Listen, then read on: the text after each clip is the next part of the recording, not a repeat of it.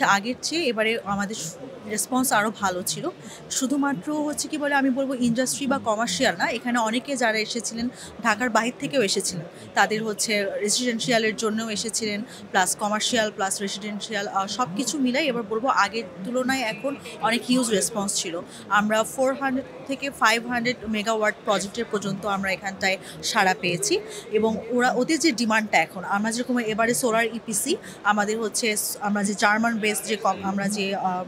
মডিউলটা এনেছি এবারে আমাদের সোলারে, সেটা ছাড়াও আমাদের যে ইনভার্টার প্লাস হচ্ছে আমাদের ইএসএস যে হচ্ছে আমাদের স্টোরেজ যেটা আছে, এটার ডিমান্ডটাও অনেক হচ্ছে বাজারে এখন অনেক বেশি আগের চেয়ে। সো আমাদের যে কোয়ারিজ থেকে আমি বলতে পারবো যে আমরা যে ধরনের ডিমান্ডটা এখন পেড হয়েছে মার্কেটে, সেটা আমরা ওই প্রজেক্ট বেস অনুযায়ী আমরা ওটাকে সাপ্লাই করব। সো আমাদের কোম্পানি যেটা করবে আমাদের সোলার ইপিসি যেটা, যেহেতু আমাদের ইপিসি কোম্পানি, সো আমাদের এটা প্রজেক্টের আপনার পুরা প্রকিউরমেন্ট থেকে শুরু করে ইঞ্জিনিয়ারিং প্রকিউরমেন্ট আমাদের সম্পূর্ণভাবে যে ইনস্টলমেন্ট সম্পূর্ণটুকুই আমরা করে দিই। এবং এখানে যদি আমাদের এক্সট্রা যে আমরা যদি বেনিফিটটা অ্যাড করতে পেরেছি সেটা হচ্ছে আমাদের ইনভেস্টমেন্ট বা ফাইন্যান্স যেটা, সেটা আমরা আরও স্মুথলি কিভাবে কাজ করা যায় এটার উপর কাজ করছি। আমাদের হচ্ছে যে টিমগুলো আছে যারা ইঞ্জিনিয়ারিং যারা কাজ করছে, আমাদের ইঞ্জিনিয়ার ডিজাইনার বা আমাদের অপারেশন বা প্রকিউরমেন্টে যারা আছে, আমরা সম্পূর্ণভাবে হচ্ছে সেটাকে আরও হচ্ছে এক্সটেন্ড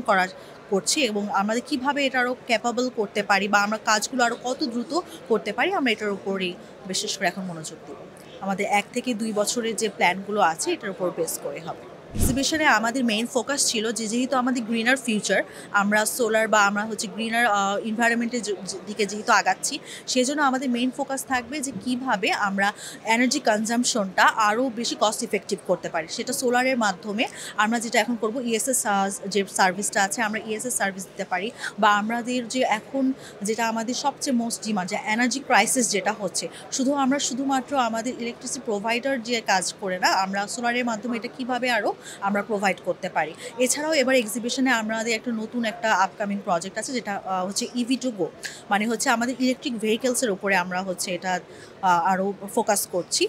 যেটা হবে আমাদের সম্পূর্ণভাবে আমাদের প্ল্যান যেটা, সেটা হচ্ছে সোলার বেস পাওয়ার স্টেশন, যেখান থেকে আমরা শুধুমাত্র নট অনলি আমাদের ক্লায়েন্ট বা আমাদের যে ইভিটা চার্জ হবে শুধু তা না, আমরা পাবলিকলি এটা অফার করব।